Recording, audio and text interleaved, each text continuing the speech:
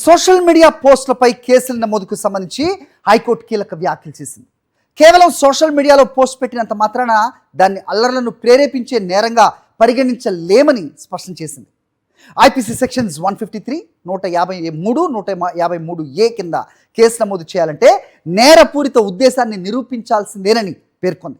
అనుమానాల ఆధారంగా తీవ్రమైన సెక్షన్స్ మోపడం చట్ట విరుద్ధమని తేల్చి చెప్పింది. సోషల్ మీడియాలో ఏ పోస్టు పెట్టినా ఆ పోస్టు దేనికి సంబంధించిందన్న దాంతో నిమిత్తం లేకుండా దానిని అల్లర్లను ప్రేరేపించే తీవ్రమైన నేరంగా పోలీసులు చిత్రీకరించడాన్ని హైకోర్టు తప్పుపట్టింది.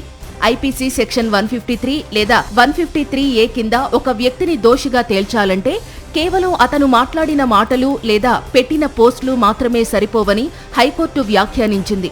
సమాజంలో హింసను ప్రేరేపించాలనే లేదా ప్రజాశాంతికి భంగం కలిగించాలనే ఖచ్చితమైన నేరపూరిత ఉద్దేశం ఆ వ్యక్తికి ఉందని తప్పనిసరిగా నిరూపించాల్సి ఉంటుందని తెలిపింది. అటువంటి ఉద్దేశం లేనప్పుడు ఆ సెక్షన్ కింద నేరం మోపడం సాధ్యం కాదని హైకోర్టు స్పష్టం చేసింది. ఇదే విషయాన్ని సుప్రీంకోర్టు పలు సందర్భాల్లో కూడా చెప్పిందని హైకోర్టు పేర్కొంది.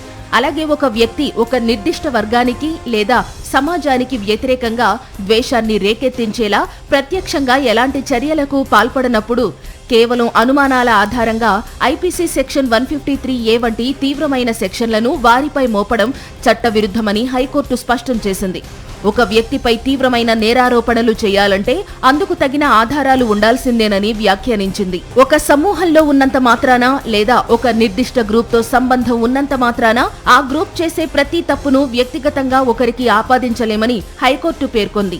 ఈ నేపథ్యంలో ఉమ్మడి కృష్ణా జిల్లా పెనుగంచిప్రోలు, మాగల్లు గ్రామాలకు చెందిన 2 యువకులపై ఐపీసీ సెక్షన్ 153 కింద కేసు నమోదు చేసిన కేసును హైకోర్టు కొట్టేసింది. అయితే ఇదే కేసులో ఐపీసీ సెక్షన్ 120B, 505(2) ఐటీ చట్టం సెక్షన్ 66 కింద జరిగే విచారణలో జోక్యం చేసుకోవడానికి నిరాకరించింది.